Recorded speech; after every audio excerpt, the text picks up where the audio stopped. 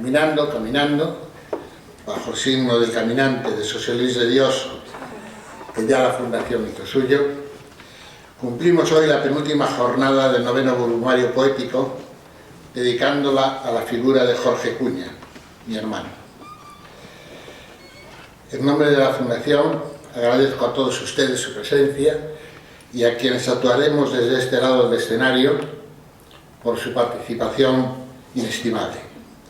A Isabel Uría, Rosario Miloro, Pilar de Francisco, que recitarán, y la bailarina José Garriga, que va a interpretar 3 danzas. Procuraremos centrar el tema de hoy en uno de los temas capitales de la obra de Jorge. Nos referimos a la cuestión central de la creación del mundo y de la construcción de la realidad y el papel que en todo ello juega el ser humano a través del lenguaje, es decir, a través de la poesía, pues esta no es otra cosa que el arte del lenguaje. Sin entrar en cuestión teológica ni religiosa alguna, el convencimiento general es que aquello que llamamos cosmos, mundo, universo, etc., es en todo caso un mundo interpretado, una realidad construida por la imaginación y razón de la propia especie humana que lo habita. Es en este sentido que podemos afirmar con toda rotundidad que es el propio ser humano el verdadero creador del mundo al nombrar las cosas que de algún modo percibe y en consecuencia las constituye. Para esa ingente tarea creadora, el hombre ha de valerse de los 3 únicos recursos que por pura biología están a su disposición: la atención sensible, la imitación mimética y el lenguaje. Dicho de otro modo, mediante la interpretación de esa experiencia sensible a través del lenguaje, el sonido y el movimiento del cuerpo. O también dicho de otro modo, por la poesía, la música y la danza. Creación, esa es la palabra clave en esta jornada. En este acto de hoy, Jorge Cuña, a través de su poesía, nos dirá su peculiar cosmogonía, y Roser Garriga, a través de la danza, interpretará hitos significativos de esa creación. Creación, como decíamos antes, del mundo interpretado en y por los poetas de toda generación, en y por la bailarina de hoy y de ayer. En el siglo IX, el poeta y místico sufí Mevlana Rumi, refugiado en la ciudad turca de Konya, fundador de la cofradía islámica de los monjes jeróglafos, escribió un hermoso texto. Isabel Uría leerá la lección que ofreció el maestro Rumi a sus discípulos danzantes en el patio de la Medersa de la Universidad de Konya. Se titula «Danzar no es levantarse sin esfuerzo».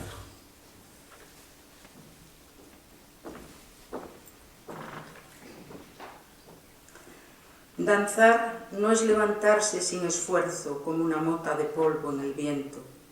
Danzar es alzarse sobre ambos mundos, haciéndose pedazos el corazón y entregando el alma. Danza donde puedas partirte en pedazos y abandonar totalmente tus pasiones mundanas. Los hombres de verdad danzan y giran en el campo de batalla, danzan en su propia sangre. Cuando se entregan, baten palmas.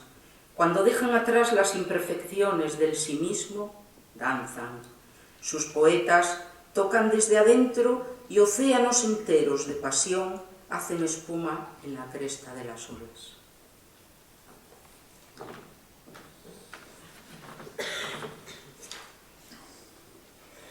En la década de los 60 del pasado siglo, Jorge Cuña escribió el canto 11 de su libro Serpigo. Y al hacerlo, probablemente recordaba el poema del sabio sufí a quien tanto admiraba.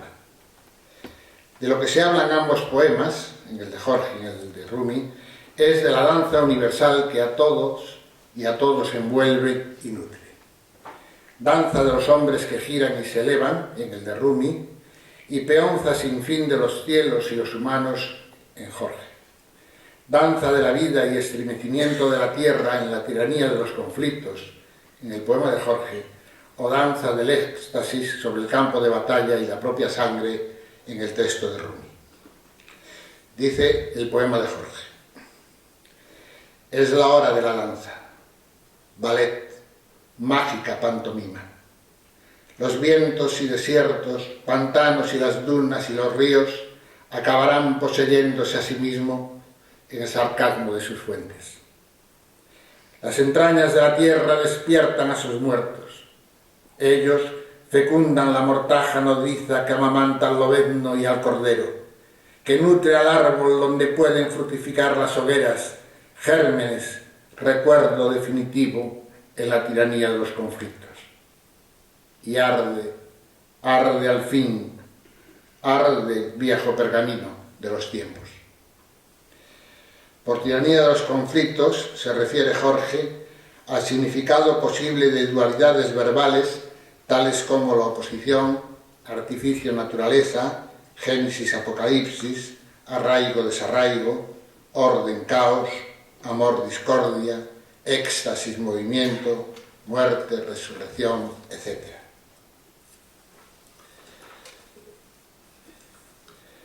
Pero con estas preguntas en el aire, nos detendremos ahora unos breves minutos, pues debemos hacerles partícipes de una noticia reciente que nos ha llenado de alegría.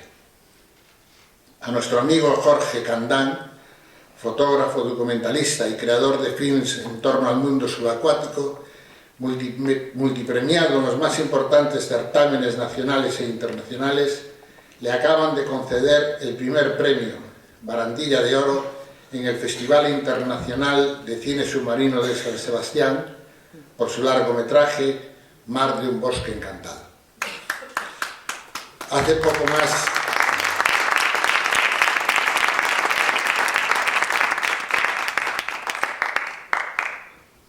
más de una semana, el 13 de noviembre, hemos asistido en este mismo teatro, en el marco de la jornada dedicada al mito de Ulises, al estreno del vídeo de Jorge Candán, Regreso al mar de las sirenas.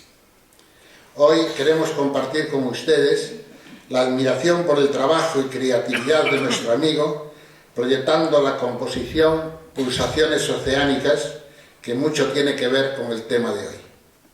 Esta obra, de Jorge Candán, corta en duración pero bellísima, fue estrenada en 2008 durante el cuarto Brumario Poético en este mismo teatro principal. En ella, a modo de guión, la voz en off va recitando versos, fragmentos y estrofas poéticos que remiten al conjunto de la obra de Jorge Cuña. Os dejo con la proyección de la obra de Jorge Candán, Pulsaciones oceánicas, sobre texto de Jorge Cuña.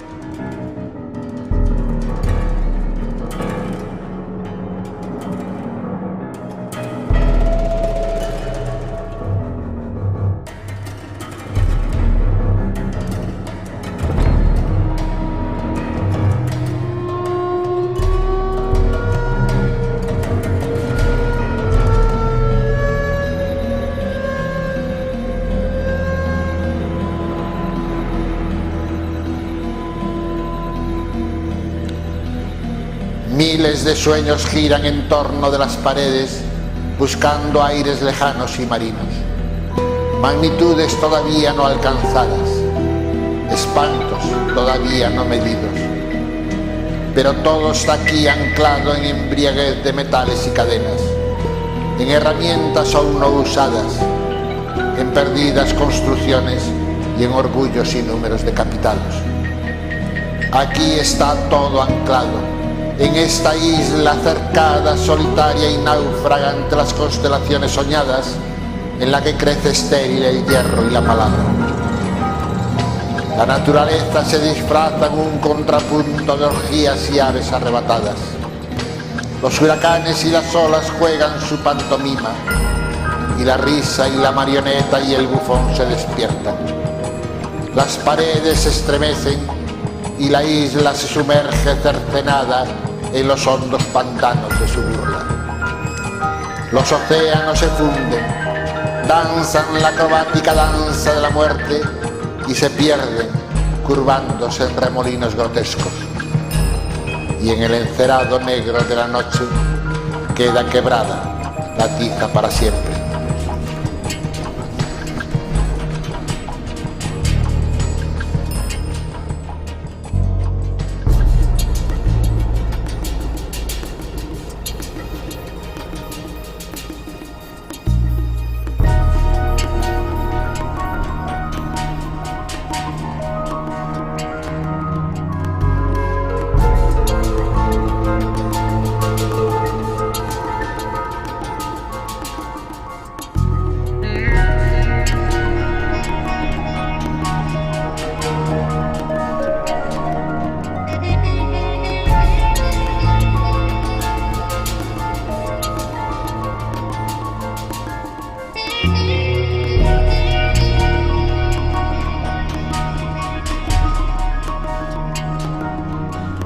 Dunas del tiempo aparecido, pantanos de la noche sin memoria, ciegan el ojo fúlgido trasfundido a las aguas, padeciendo en la raíz del espanto pulsaciones oceánicas, estertores del círculo quebrantado, torturada la piel de las originarias plenitudes en los potos submarinos.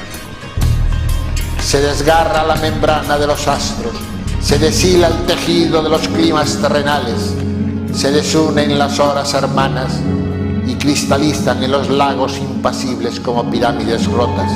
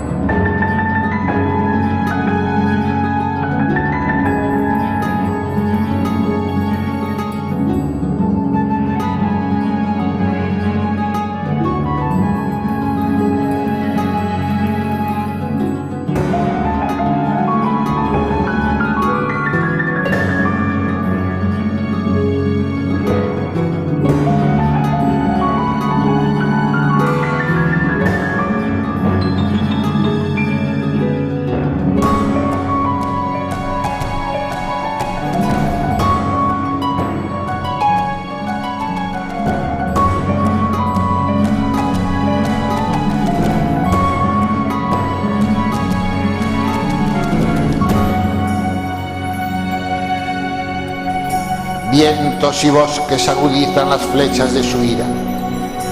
Las aves y las aguas burlescas danzan la locura desterrada de los hombres. Volved el rostro cercado por la serpiente arcoíris a la catástrofe y la muerte de los pueblos sea definitiva. Que los días y la noche se desvanezcan, que fluyan los ríos sin destino, sin nombres ni palabras. Fluyan sin destino los ríos en lo incierto.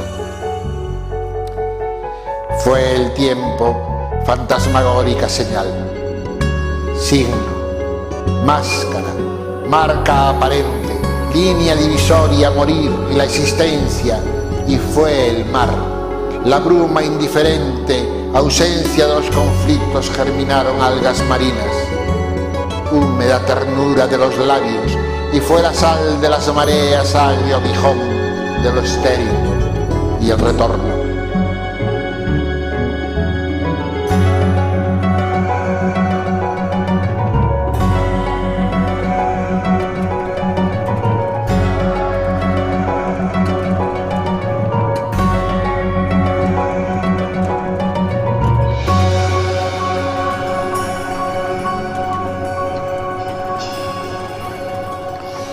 Es lo muerto lo habitado, pérdida de natura la ausencia.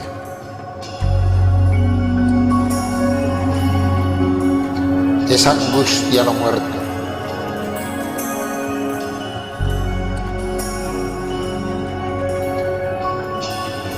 Ausencia natura lo perdido.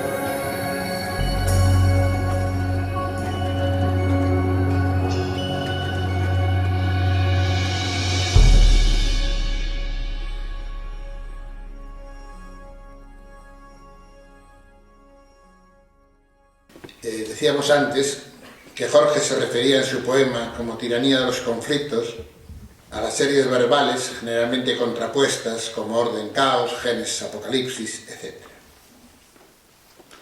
Se trata, en todos los casos, de parejas de conceptos que a menudo y en el decir corriente se contraponen y se consideran antagónicos. Sin embargo, en la poética e ideación de Jorge, lejos de representar cada una de esas parejas contradicciones insolubles, son modos de expresar aspectos coetáneos del mismo hecho existencial, dos caras de la misma experiencia humana. Dicho resumidamente, toda creación, incluida la del mundo, es también una destrucción, y viceversa. Imaginemos por un instante el relato del origen del universo tal como lo describe la ciencia actual. Un huevo cósmico, probablemente procedente del colapso de un universo anterior, encierra en su vientre energía y fuerzas desconocidas a las que no rige ley alguna. De pronto, ese huevo originario, de modo ignoto, estalla y rompe en una gigantesca explosión cuyos materiales y fuerzas continúan a día de hoy expandiéndose. Fuego y polvo de ceniza nacientes se materializan entonces en estrellas y galaxias y astros que chocan los unos contra los otros en terremolinos y catástrofes. Mientras tanto, la creación continúa. Nacen unas estrellas como enormes hogueras atómicas y otras mueren resueltas en ceniza blanca y pesada o en agujeros negros que atrapan todo lo que a ellas se acerque, incluso la luz. En un lugar y tiempo perdidos de esta tormenta genesíaca, unos ojos humanos, ellos también polvo de estrellas e hijos mortales de la misma catástrofe, contemplan embelesados la hermosa bóveda celeste en la que todo parece girar en armoniosa danza. La Tierra, seguida por la Luna, gira alrededor de su estrella cada vez en un año y sobre sí misma cada día. Y todo el universo celeste humano girando en la noche alrededor de un pequeño astro polar inmóvil. En este relato, que todos damos por coherente y por razonable, y hasta por científico, ¿dónde empieza el hombre? ¿Dónde acaba la estrella? ¿Dónde empieza el átomo y dónde la galaxia? ¿Dónde la creación y dónde la destrucción? ¿Dónde el universo constituido y dónde el caos informe que le dio origen? ¿En qué hora es la llamarada insomne del sol y en qué momento la luz vivificadora del día? ¿Acaso la una, el fuego atómico solar, no es la condición necesaria y causal de la otra, de la luz que amanece?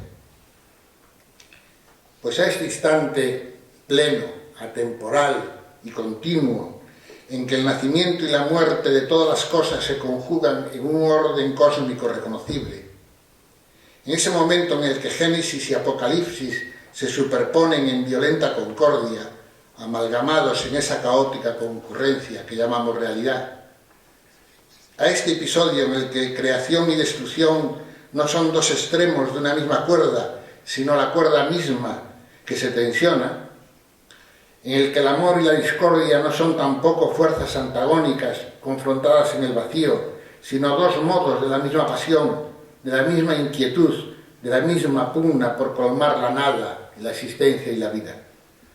A ese instante en el que el ser humano y natura, añorándose amorosamente, se diluyen el uno en el otro, a este instante, decimos, tal como en la poética de Jorge se refleja, lo podemos nombrar como resurrección, como fénix, siempre y cuando utilicemos, por supuesto, estos términos libres de toda consideración religiosa, esotérica o dogmática.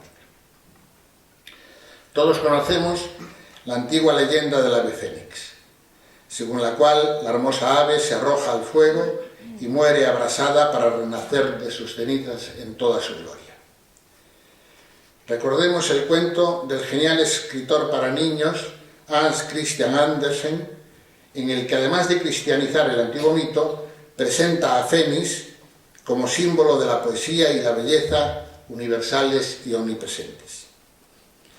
Por la cercanía de su reflexión a los planteamientos de Jorge en aspectos decisivos, Rosario Miloro leerá ahora una versión de este famoso cuento de Hans Christian Andersen.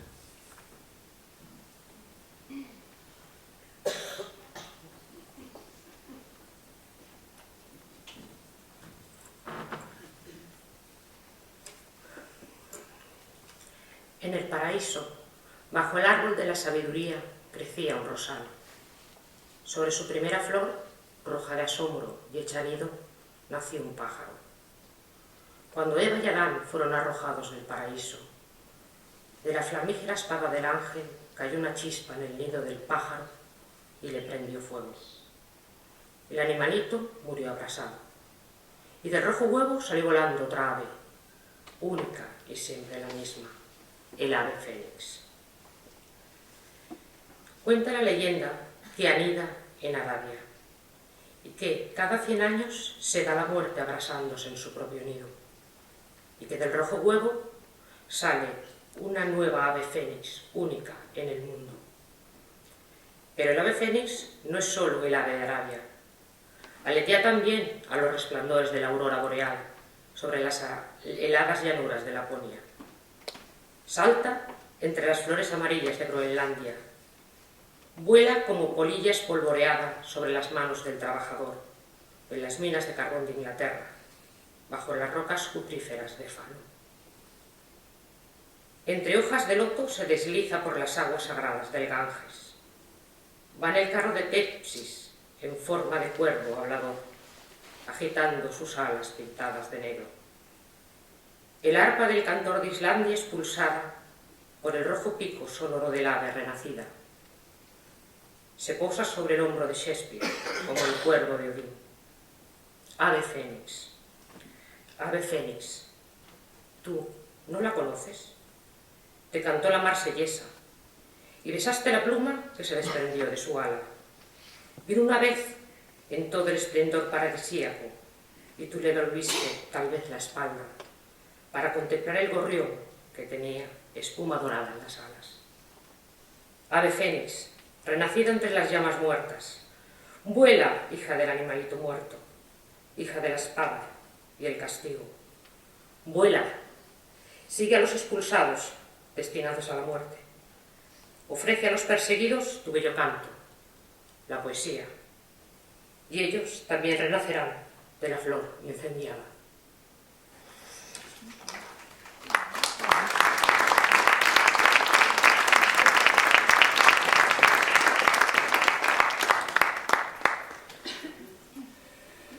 Jorge expresa en sus poemas esta misma osada idea de Andersen acerca de la omnipresencia histórica y geográfica del ave fénix, pero le otorga un sentido bien distinto. Pues para Jorge, el canto del ave no brota bello y encantador de la garganta del ave, sino dolorido y dramático en el fuego que lo forja y le devora. Pues en definitiva, ¿qué fuego forjador es este? ¿Qué Dios, qué ángel es el del cuento de Andersen? Es el ángel que desenvaina la espada flamígera, incendia el hogar y mata al hombre pájaro. ¿Qué ascua es la que pugna por alzarse en vuelo y transformarse en nueva ave?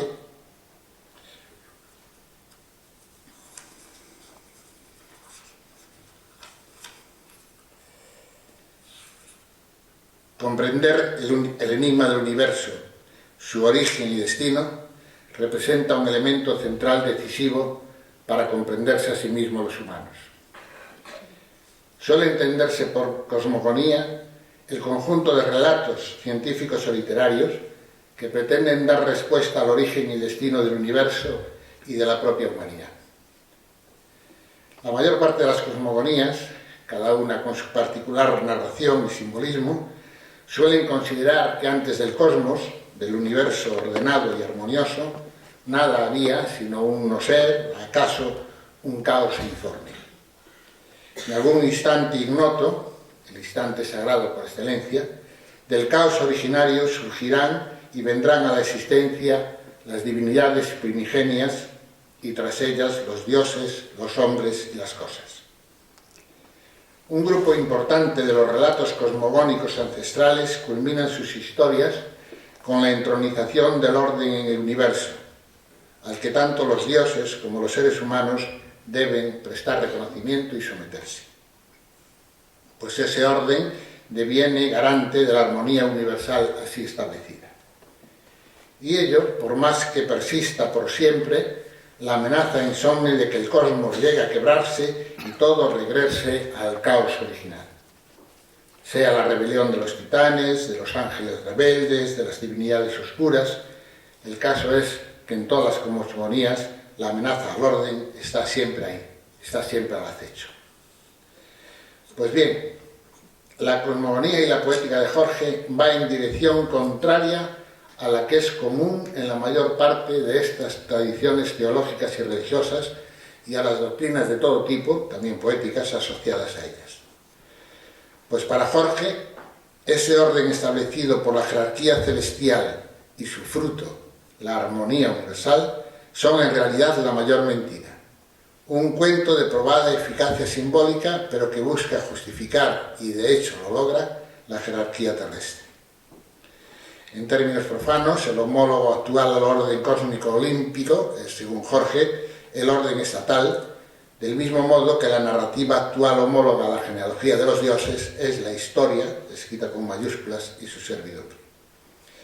Así pues, para Jorge, el orden y la armonía exaltados en las mitologías tardías no son más que una máscara, y esta sí monstruosa. Pero estamos hablando de poesía, no de sociología. Pues para Jorge el instrumento principal que el orden usa, no solo para instituirse como tal, sino también para perpetuarse, es el lenguaje. Pues este es el que más allá, el instrumento, que más allá de la pura experiencia sensorial o estética individuales o de grupo, dota de sentido, dota de simbolismo y significado colectivos a todas las demás expresiones humanas. Por las regiones fronterizas de Asia y Europa circulaban en la antigüedad numerosos relatos y canciones sobre el origen del mundo. Uno de esos poemas sagrados describía la apoteosis creadora del mundo por una lanza, y era especialmente celebrado en las aldeas del pueblo pelasgo, predecesor de los griegos como habitantes de Grecia. Eurínome, así llamaban a la diosa madre y nodriza de todas las cosas, surgió desnuda del mar de niebla y de sueño primigenio. Nada había entonces forma y determinado, solo caos, es decir, una hendidura, un bostezo silencioso, un abismo vacío en la interminable llanura de los sueños. De esta grieta onírica, informe y sin rostro, surgió la espectral diosa y sin nada en que apoyar sus pies, danzó solitaria sobre las olas que al bailar creaba. Gira y gira y gira la diosa sobre el oleaje recién nacido en la llanura de niebla oceánica. Es ya la diosa un fulgor, un fantasmagórico fuego, una presencia que gira, una presencia giróvaga. Y en esta hora primera, de los movimientos de Eurínome surgió un viento que se ceñía a su cuerpo modelándose en serpiente. La divina bailadora sintió entonces sobre sí el calor del viento serpeante y le llamó Ofión antes de aparearse con él. Tras alzarse etérea la diosa a sí misma por la danza, genera con su cuerpo el viento y a sus pies las olas, esto es, el aire y el agua, y con ellos, en el mismo acto, el fulgor de su divina presencia y el cuerpo celeste que gira y gira, es decir, el fuego y la tierra. Eurínome continuó bailando cada vez más agitada y exaltada. Habitada por el deseo que había creado, ceñido a su cuerpo, aceptó ayuntarse como Ofión para enseguida alzarse en vuelo como pájaro de brazos alados.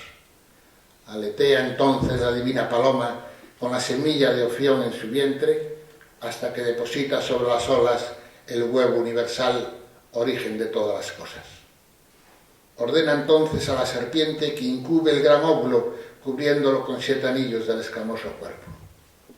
Cuando el huevo se abrió, salieron de él todas las cosas que existen, el sol, la luna y las estrellas, la luz y la noche, la tierra, las montañas y los ríos que fluyen sin descanso hacia el mar, los árboles, las hierbas y las criaturas vivientes, todas ellas hijos de la diosa.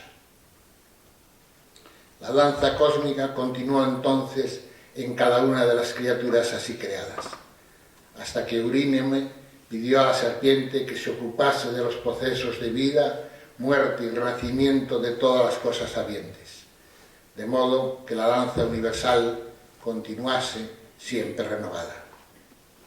Cuentan que al arrastrarse el dragón hacia su cueva perdió los dientes. Fue entonces cuando del barro lamoso y de los dientes de la serpiente giróvago surgieron los hombres pelasgos, surgió la raza humana.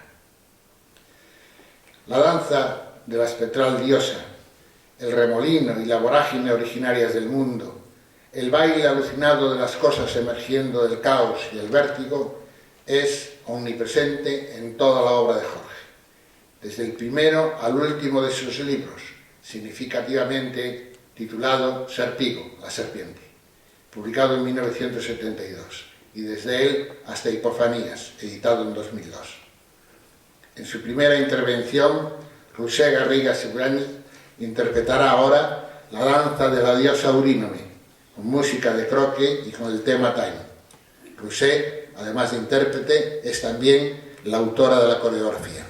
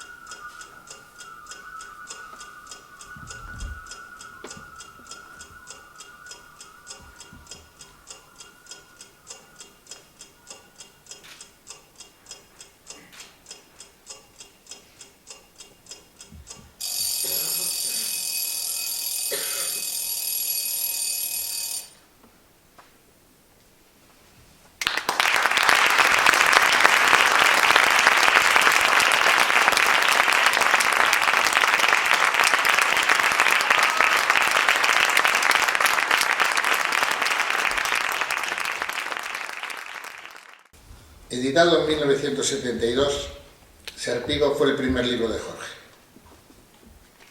¿Qué cuestiones se abordan poéticamente en este texto? Serpigo, según la definición académica y médica clásica, es la llaga, la úlcera que cunde avanzando como serpiente, de ahí el nombre, por el extremo anterior al tiempo que cicatriza por el posterior. Concordante con esta definición, el Serpigo de Jorge es, en su primera lectura, una metáfora de la vida, considerada ella también como una herida que avanza serpenteante, mientras la infancia, la juventud y la edad van quedando atrás cicatrizadas. El presente es doloroso, la nostalgia del pasado es un mirar hacia atrás lo que ya está muerto, y el futuro no nos adelanta su sentido, sino es la fatídica condena de lo que nos espera, la muerte. Entre esos dos extremos, Jorge se hace la misma universal pregunta que venimos formulando todos los seres humanos desde el inicio de la especie. ¿Qué sentido tiene todo esto? ¿Qué significado hemos de atribuir a semejante desvivir cicatrizándose? En Serpigo, después en Moloch y también en Mantis o Epifanías, en sus 4 libros, Jorge ofrecerá su particular respuesta a esta indeclinable pregunta.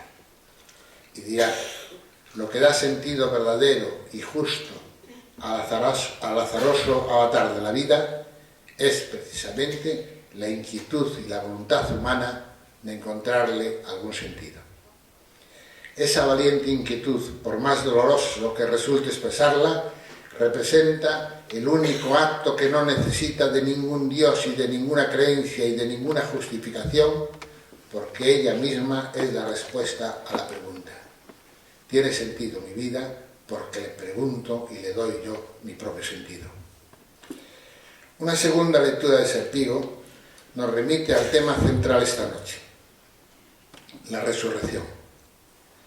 Pues un serpigo puede también interpretarse como algo que permanente muere, el extremo por el que cicatriza, y permanentemente renace, por el otro extremo, por el ulcerado. Como un ave fénix sangrante, renace por esa voluntad de vivir, de avanzar y de seguir en la brecha. Nace doliente en un aleteo tembloroso, amedrantado, pero tenaz. El útero matriz vivificador de esa inquietud es la muerte, como enseguida comprobaremos. Moloch, el gran vientre preñado de violencia germinal, es el crisol de fuego del ave fénix. Moloch es el dios al que los fenicios entregaban a sus hijos en sacrificio para limpiar la culpa de herir a la madre tierra con el arado, al árbol con el hacha, al animal con la flecha o a la mar con la vela y la nave. El único modo de pagar esa culpa, de herir a la naturaleza, era precisamente el sacrificio. A mediados del siglo XX, en 1954, la poetisa chilena y Premio Nobel de Literatura Gabriela Mistral entregó a la imprenta uno de sus libros fundamentales y más intensos, de título Lagar. Entre los poemas de Lagar se encuentra el titulado La bailarina. El baile que interpreta la protagonista del poema es la danza del perderlo todo, la danza del despojo, la de aventarlo todo, de arrojar el mundo y las cosas al caos original que precedía a Eurínome, y es la canción del regreso a lo informe. La bailarina chilena arroja de sí su familia, sus posesiones, su entorno, su pasado, su rostro, incluso su nombre. Como dice uno de sus versos, lo que avienta en sus brazos es el mundo, en medio de la violencia de un torbellino que sacude a la bailarina. Pilar de Francisco leerá el poema La bailarina. La bailarina ahora está danzando la danza del perder cuanto tenía. Deja caer todo lo que ella había, padres y hermanos, huertos y campiñas, el rumor de su río, los caminos, el cuento de su hogar, su propio rostro y su nombre, y los juegos de su infancia, como quien deja todo lo que tuvo caer de cuello y de seno y de alma. En el filo del día y el solsticio baila riendo su cabal despojo. Lo que avienta en sus brazos es el mundo que ama y detesta, que sonríe y mata. La tierra puesta a vendimia de sangre, la noche de los hartos que no duermen y la dentera del que no ha posada. Sin nombre, raza ni credo, desnuda de todo y de sí misma, da su entrega, hermosa y pura, de pies voladores. Sacudida como árbol y en el centro de la tornada, vuelta testimonio. No está danzando el vuelo de albatroces, salpicados de sal y juegos de olas, tampoco el alzamiento y la derrota de los cañaverales fustigados, tampoco el viento agitador de velas ni la sonrisa de las altas hierbas. El nombre no le den de su bautismo. Se soltó de su casta y de su carne, sumió la canturia de su sangre y la balada de su adolescencia. Sin saberlo, le echamos nuestras vidas como una roja bestia envenenada, y baila así, mordida de serpientes, que alácritas y libres te repechan, y la dejan caer en estandarte vencido o en guirnalda hecha pedazos. Sonámbula, mudada en lo que odia, sigue danzando sin saberse ajena. Sus muecas aventando y recogiendo, jadeadora de nuestro jadeo, cortando el aire que no la refresca, única y torbellino, vil y pura. Somos nosotros su jadeado pecho, su palidez exangüe, el loco grito tirado hacia el poniente y el levante, la roja calentura de sus venas, el olvido del Dios de sus infancias.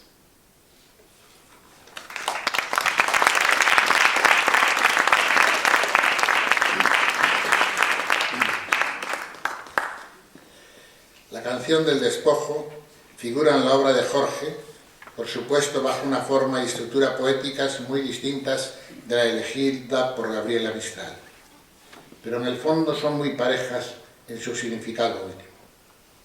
Si en Mistral es una bailarina la que se despoja de sí misma y todo aquello que la identifica, nombre, casta, carne, hogar, en la obra de Jorge es el universo entero, el orden olímpico al completo, el despojado de todos sus atributos.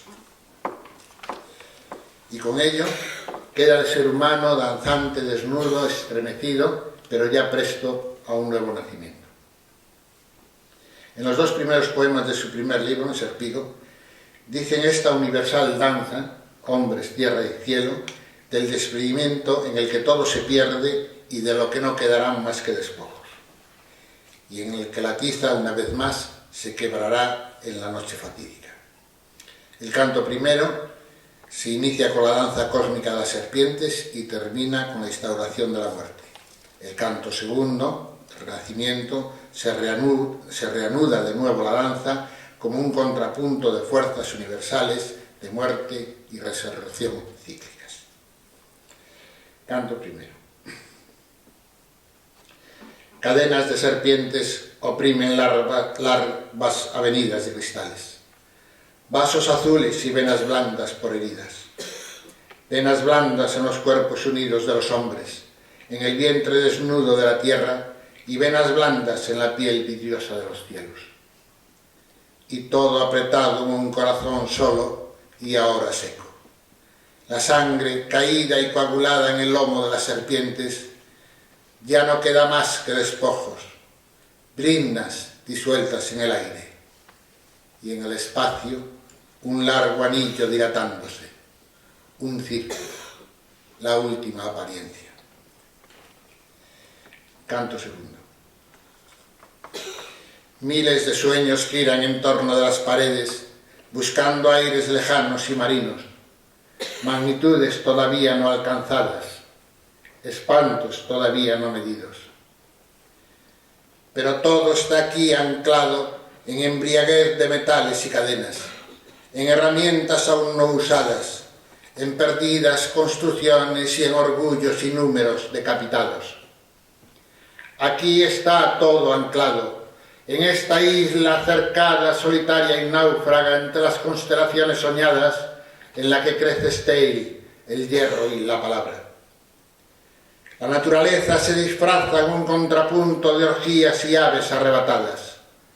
Los huracanes y las olas juegan su pantomima, y la risa y la marioneta y el bufón se despiertan. Las paredes se estremecen y la isla se sumerge cercenada en los hondos pantanos de su burla. Los océanos se funden, danzan la acrobática danza de la muerte y se pierden curvándose en remolinos grotescos. Y en el encerado negro de la noche queda quebrada la tiza para siempre. En su segunda intervención, Rousset interpretará la canción del despojo sobre el texto de Gabriela Mistral. Música de Amalina, adaptación del tema Las hojas secas, coreografía de Rousset.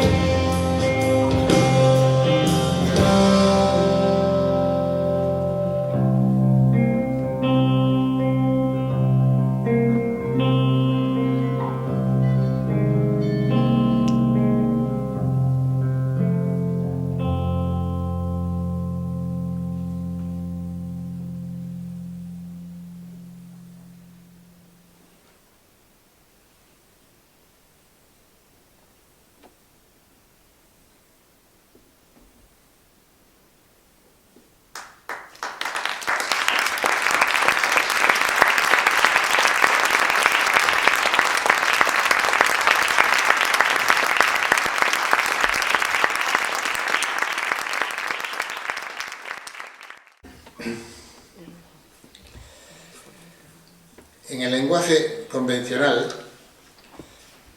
los humanos nos enfrentamos a la naturaleza dispuestos a dominarla como si ésta fuese algo ajeno a nosotros mismos. Sin embargo, esta conducta, en el fondo suicida, choca con una evidencia existencial. Los seres humanos somos también naturaleza. No solo conocemos, percibimos y usamos lo que nos rodea, sino que también participamos del medio ambiente y somos parte de él. Del mismo modo que la naturaleza es también, además de natural, es un artificio construido por la elucubración y experiencia sensible de los humanos. En la poética de Jorge se alude constantemente a esta tensión entre hombre y naturaleza a través de una doble intuición estética, de la experiencia poética, de la nostalgia y la pasión del arraigo. Según Jorge, el desarraigo del hombre respecto de la naturaleza se materializa, entre otros hechos, en el funesto delirio tecnológico de poseerla y utilizarla para fines artificiales. Lo que nos está llevando justo a donde hoy ya estamos, la destrucción sistemática de la naturaleza y con ello del propio ser humano. Es decir, Jorge expresa ese desarraigo como nostalgia del arraigo, nostalgia del momento en que hombre y natura fueron uno y lo mismo, ambos fundidos, indistintos. Es el regreso a la madre tierra, al gran vientre generatriz, a la matriz, a natura. Pues esa es la condición de la resurrección. Fénix, el hombre, ha de arder en el brasero de su existencia, ha de disolverse en ceniza creadora y morir en agonía, en sacrificio, antes de alzarse en vuelo. Pues bien, ese morir fecundo y jamás definitivo no es otro, para Jorge, que el de fundirse, integrarse en la naturaleza, en el gran crisol de natura. En Moloch, Jorge convoca a las fuerzas originarias de la naturaleza para que le ayuden en la celebración del sacrificio apocalíptico en que se producirán a un tiempo el apocalipsis y el nacimiento del nuevo mundo interpretado. Claro está que la apocalipsis que se produce es la del cosmos, tal como está organizado actualmente y en el que rige el orden impuesto por Zeus y sus amigos, pero bajo el que yacen en oprobio dioses y hombres. Pero en verdad, la sorda quietud del Olimpo y de la tierra, su aparente imperturbabilidad, es pura apariencia. Las poderosas fuerzas que en la mitología Zeus castró rugen en los confines del orden, en las cuevas e infiernos a los que fueron arrojados titanes, dioses antiguos, en los márgenes que alientan la rebeldía, que animan la voluntad de ser contra todo aquello que subyuga, que alimenta a los hombres. Moloch, fragmento del canto segundo del segundo libro de Jorge.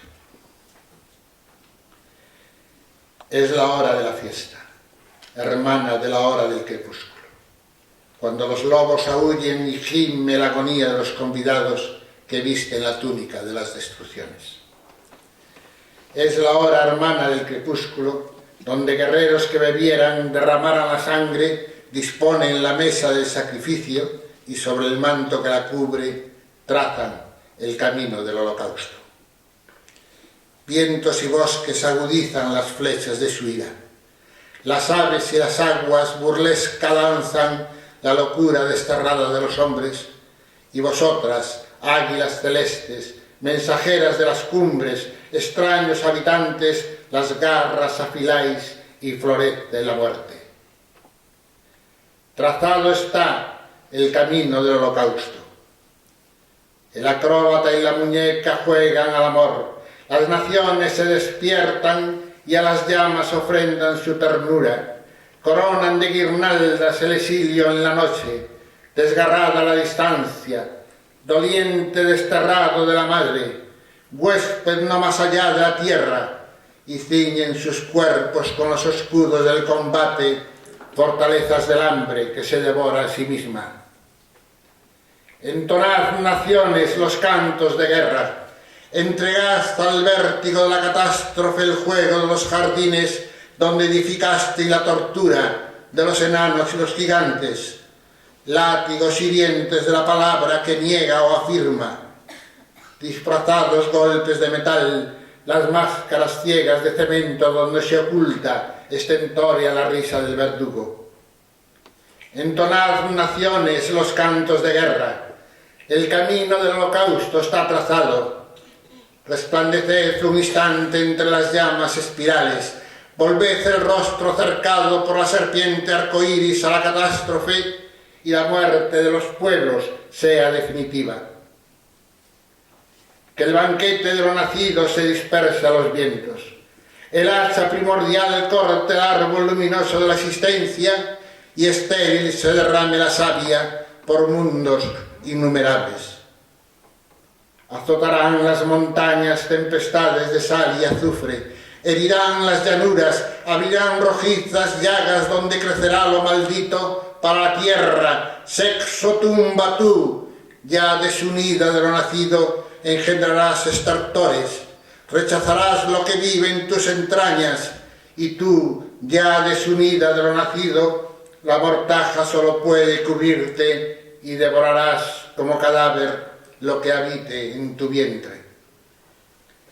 Que los días y la noche se desvanezcan, que fluyan los ríos sin destino, sin nombres ni palabras, fluyan sin destino los ríos en lo incierto. Fénix se consume en este gigantesco crisol. Moloch, con los articulados brazos extendidos, sostiene el brasero del sacrificio sangriento.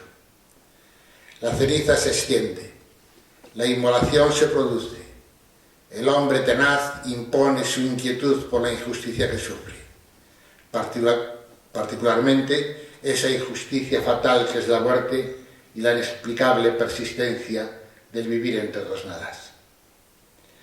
Hipofanías es el título del último libro de los libros editados de Jorge. Es un vocablo, hipofanías, es un vocablo de raíz griega que nombra la aparición subyugadora que llega desde las profundidades, sean subterráneas o abisales y acuáticas. Es aquello que acaece, que sale de lo oculto y otorga su vivir como deseo de permanencia. Es la cola de la ballena que emerge sobre el mar desde el abismo ante la mirada atónita de los marineros.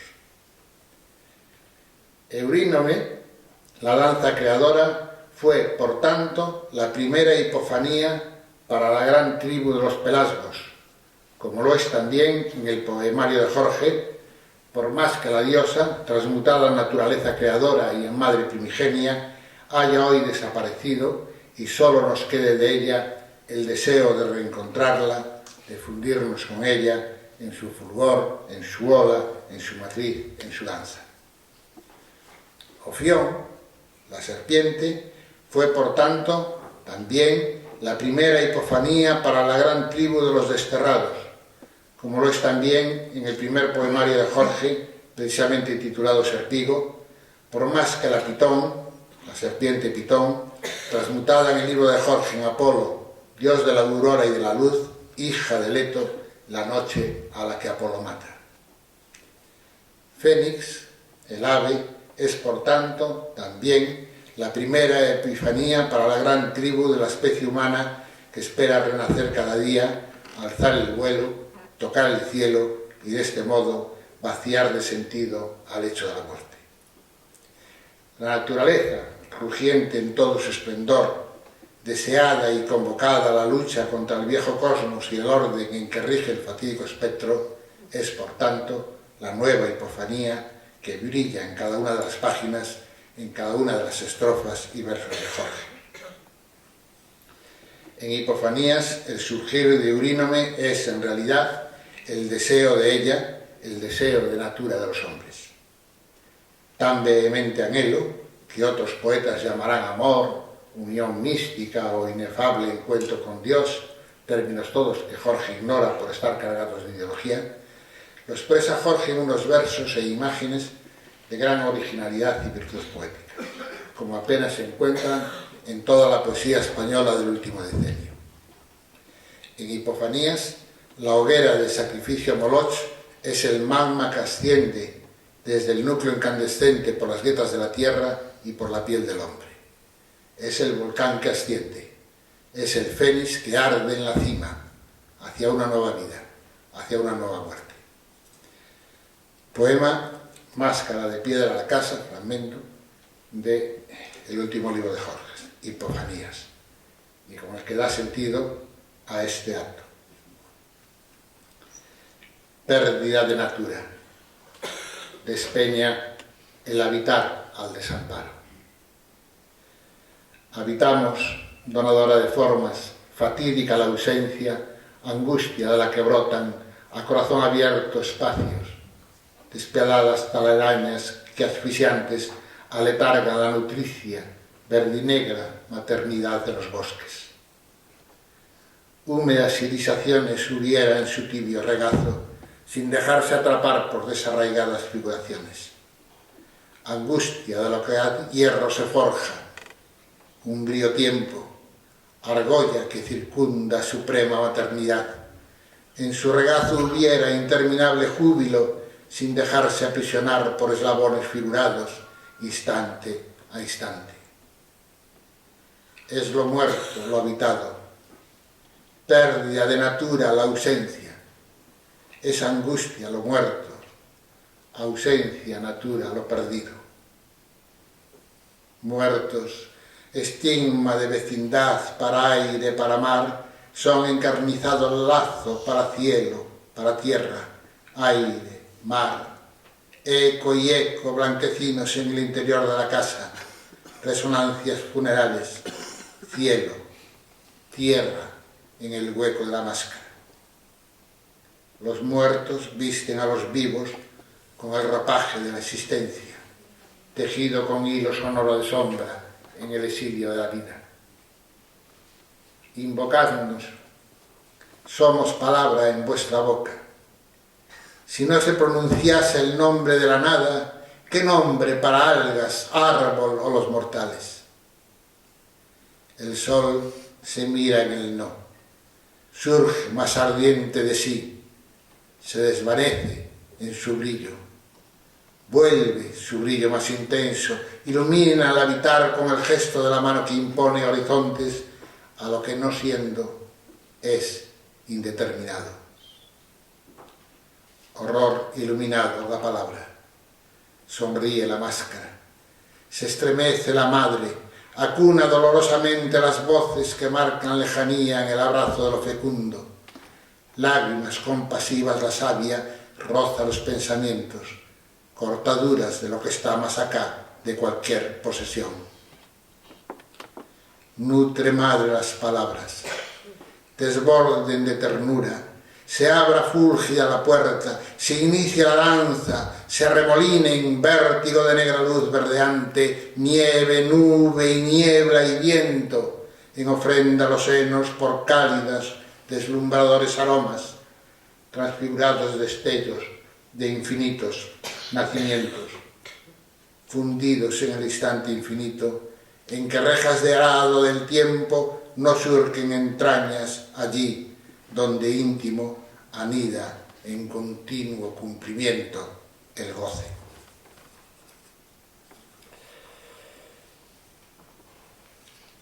Llegamos al final de esta jornada.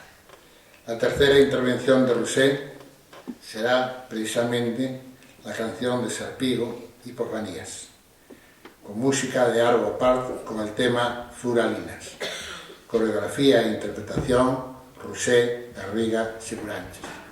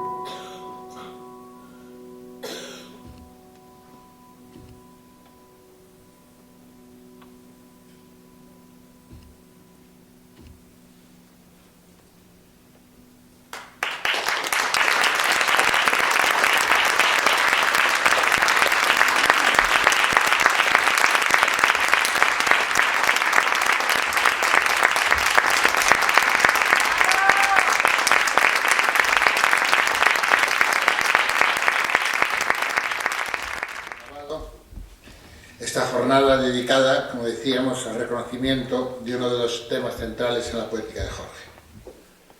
Es decir, de cómo la vida de cada ser humano puede adquirir un sentido y una significación trascendentes, pese a no ser otra cosa que un tránsito efímero entre dos nadas.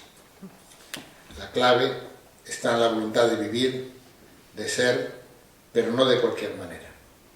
No se trata para el ser humano de sobrevivir tan solo, sino de vivir plenamente, convocando a su andadura todas las fuerzas de la naturaleza en las que sobreabunda ese mismo espíritu y esa misma voluntad.